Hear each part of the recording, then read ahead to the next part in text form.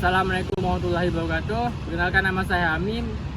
Saya dari kelompok 5 dan kami ada 5 orang, yaitu Syahdan, Muhammad Riza, dan Andre, dan Ari Sylvia. Sekarang kami akan menjelaskan tentang pemanasan global. Assalamualaikum warahmatullahi wabarakatuh.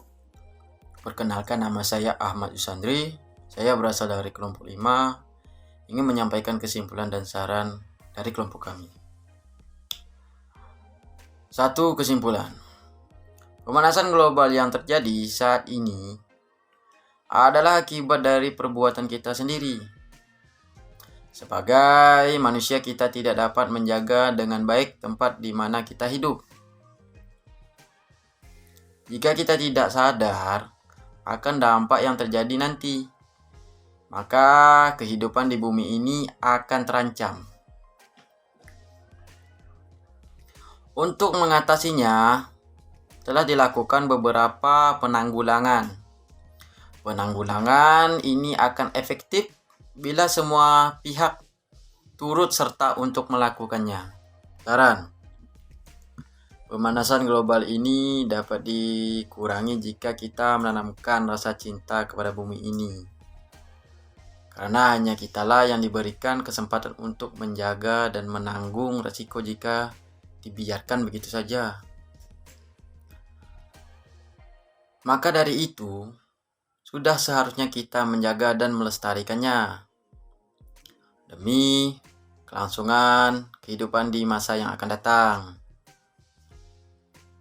Dan juga agar kelestarian bumi pun tetap selalu terjaga.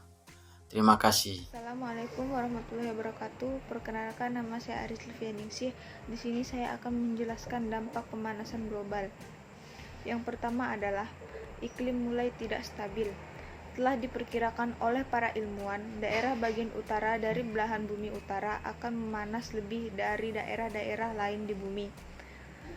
Hal ini berakibat akan mencairnya gunung-gunung es dan daratan akan mengecil. Akan lebih sedikit es yang terapung di perairan tersebut. Daerah-daerah yang sebelumnya mengalami salju ringan mungkin tidak akan mengalaminya lagi. Pada pegunungan di daerah subtropis, bagian yang ditutupi salju akan semakin sedikit serta akan lebih cepat mencair. Musim tanam akan lebih panjang di beberapa area. Temperatur pada musim dingin dan malam hari akan cenderung untuk meningkat. Di daerah hangat akan lebih menjadi lembab karena lebih banyak air yang menguap dari lautan. Yang kedua, peningkatan permukiman laut. Saat atmosfer menghangat, lapisan permukaan laut juga akan menghangat. Hal ini menyebabkan volume akan membesar dan menaikkan tinggi permukaan laut. Pemanasan juga mengakibatkan mencairnya es di kutub, terutama sekitar Greenland. Perubahan tinggi di permukaan laut akan sangat berpengaruh pada kehidupan di daerah pantai. Beberapa daerah akan tenggelam. Erosi dari tebing pantai dan bukit pasir akan meningkat. Bahkan sedikit saja kenaikan permukaan laut akan sangat berpengaruh pada ekosistem pantai. Contohnya, akan tenggelamnya separuh rawa-rawa pantai. Yang ketiga adalah gangguan ekologis. Hewan dan tumbuhan menjadi makhluk hidup yang sangat sulit menghindar dari efek pemanasan ini karena sebagian besar lahan telah dikuasai manusia. Dalam pemanasan global, hewan cenderung untuk bermigrasi ke arah kutub atau ke atas pegunungan. Tumbuhan akan mengubah arah pertumbuhannya, mencari daerah baru karena habitat lama menjadi terlalu hangat. Akan tetapi, pembangunan manusia akan menghalangi perpindahan ini. Spesies-spesies yang bermigrasi ke utara atau selatan yang terhalangi oleh kota-kota atau lahan-lahan pertanian mungkin akan mati. beberapa tipe spesies yang tidak mampu secara cepat berpindah menuju kutub mungkin juga akan musnah. Perkenalkan, nama saya Syahdan. Saya akan melanjutkan penjelasan dari teman saya. Baiklah, di sini saya akan membahas tentang pengendalian pemanasan global. Setiap permasalahan yang ada di dunia ini pasti ada solusinya. Nah, tentunya pemanasan global adalah salah satu masalah dunia yang terjadi karena proses jangka panjang.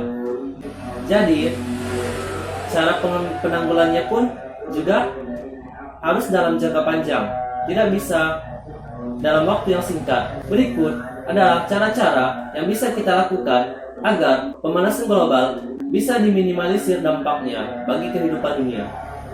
Yang pertama adalah dengan menanam pohon. Menanam pohon akan memberikan keuntungan bagi lingkungan, seperti kawasan akan semakin redup, karbon dioksida yang ada di bumi akan diambil oleh pohon untuk membuat oksigen untuk pernapasan kita. Pohon juga bisa mencegah masalah-masalah dunia yang lainnya seperti tanah longsor, banjir, dan lain sebagainya. Cara yang kedua adalah dengan menggunakan kendaraan yang ramah lingkungan, seperti sepeda atau angkutan-angkutan umum. Kalau misalkan tempat yang kita tuju itu dekat, maka sebaiknya kita menggunakan jalan kaki atau bersepeda. Namun, kalau misalkan jarak yang kita tuju itu jauh, maka alangkah baiknya kita menggunakan kendaraan umum seperti bus atau kereta api maupun pesawat. Yang ketiga adalah dengan mengurangi penggunaan AC. Nah, bagi yang di rumahnya mempunyai AC, maka sebaiknya kurangi penggunaan AC karena itu merupakan salah satu penyebab terjadinya pemanasan global saat ini. Yang keempat adalah dengan tidak membakar sampah. Asap yang dihasilkan oleh pembakaran sampah mengandung karbon dioksida. Gas-gas karbon dioksida tersebut naik ke lapisan ozon, membuat lapisan ozon semakin menipis, sehingga lapisan ozon tidak bisa menyaring sinar ultraviolet yang dihasilkan oleh matahari dengan sempurna. Sampah-sampah yang kita hasilkan sebaiknya kita daur ulang terlebih dahulu. Mana sampah yang masih bisa digunakan, mana sampah yang tidak perlu dibakar. Contohnya sampah organik. Sampah organik kan tidak perlu dibakar kan? Cukup dengan mengupnya. Atau lebih bagus lagi jika diolah menjadi pupuk organik.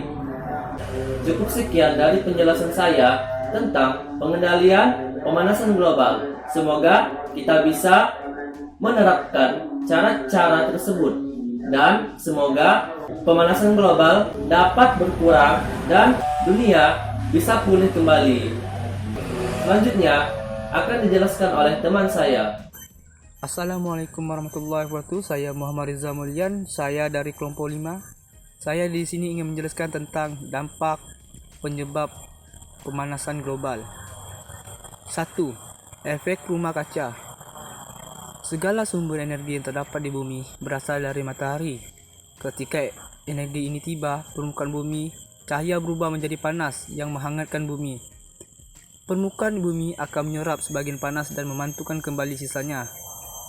Sebagian dari panas ini berwujud radiasi inframerah gelombang panjang ke angkasa luar. Namun sebagian panas tetap terperangkap di atmosfer bumi. Akibat penumpuknya jumlah gas rumah kaca antara lain uap air, karbon dioksida, dan metana yang menjadi perangkap gelombang radiasi ini. Gas-gas ini menyerap dan memantulkan kembali radiasi gelombang yang terpancar di bumi dan akibatnya panas tersebut akan tersimpan di permukaan bumi. Keadaan ini terjadi terus-menerus sehingga mengakibatkan suhu rata-rata tahunan bumi terus meningkat. Sekian dari saya. Wassalamualaikum warahmatullahi wabarakatuh. Baiklah, saya akan menjelaskan tentang pengertian pemanasan global, yaitu pemanasan global atau yang sering disebut dengan global warming adalah peningkatan suatu suhu rata-rata atmosfer disebabkan oleh beberapa faktor. Kemungkinan besar disebabkan oleh meningkatnya konsentrasi gas-gas rumah kaca akibat aktivitas manusia melalui efek rumah kaca. Apakah kalian tahu itu rumah kaca? Saya akan memberikan contoh rumah kaca. Anda dapat melihatnya di sini. Apakah kalian melihatnya? Oke, baiklah, kalian sudah melihatnya. Rumah kaca juga disebut dengan rumah yang hanya menggunakan kaca sebagai dindingnya dan tidak menggunakan barang lain. Sedikit saja menggunakan alat-alat lainnya. Baiklah, sekian dari kami dari kelompok 5 telah menjelaskan sedikit tentang contoh-contoh efek pemanasan global. Kami ada 5 orang, yaitu Hamim Al-Afwan, Syahdan, Muhammad Riza, Ali Silvia, dan Ahmad Yusanri. Sekian dari kami. Wassalamualaikum warahmatullahi wabarakatuh. Bye.